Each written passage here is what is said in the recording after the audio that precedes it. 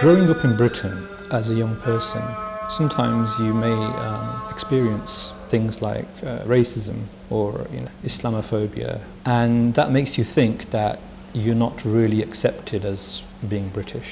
Like, although you're born here, you don't feel your identity. There is a problem with you calling yourself British because they might call you a foreigner or something.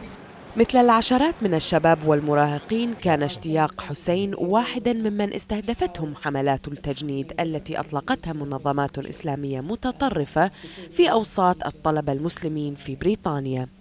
في سن يافعة 15 عاما فقط انضم اشتياق الذي نشأ وتربى في بريطانيا إلى جماعة حزب التحرير المتطرفة. In those days I was very angry about Iraq, about Bosnia, why these things are happening. I had no explanation at home, nothing from the mosque. I tried to speak to teachers at school about Bosnia, but they didn't want to talk about it. So the only kind of, people who were listening to me and answering my questions was these guys.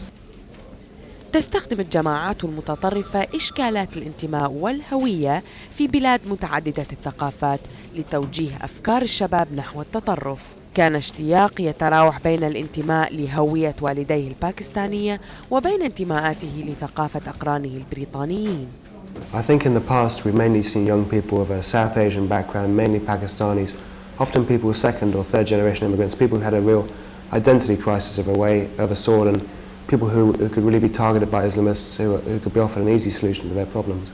When you become a member of this party, first of all, you're assigned certain responsibilities, like in the beginning setting up stalls outside busy shopping centres, talking to people, trying to persuade them to your way of thinking, attacking everything that's non-Islamic. Freedom's a bad idea, freedom of speech is a bad idea. These are all man-made ideas, they're not God's ideas kind of thing.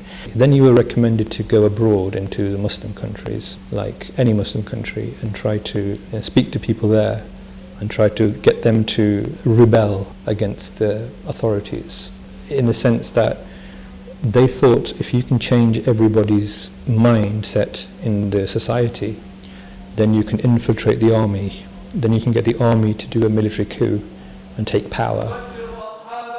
الجماعة الذين تطرفوا وضعوا للدور نوعان، يقول لك دار إسلام ودار حرب فقط، مع أن في الشرع هناك دار ثالثة اسمها دار المعاهدة، أن يعيش فيها المسلم مع جيرانه من غير المسلمين بميثاق أمان وبمعاهدة، لا يعتدي عليهم ولا يعتدون عليه، تسمى دار المعاهدة. فهم المسلم هذا المعنى وتراجع كثير من الناس عن مجرد تعاطفهم مع هذا الفكر الضال.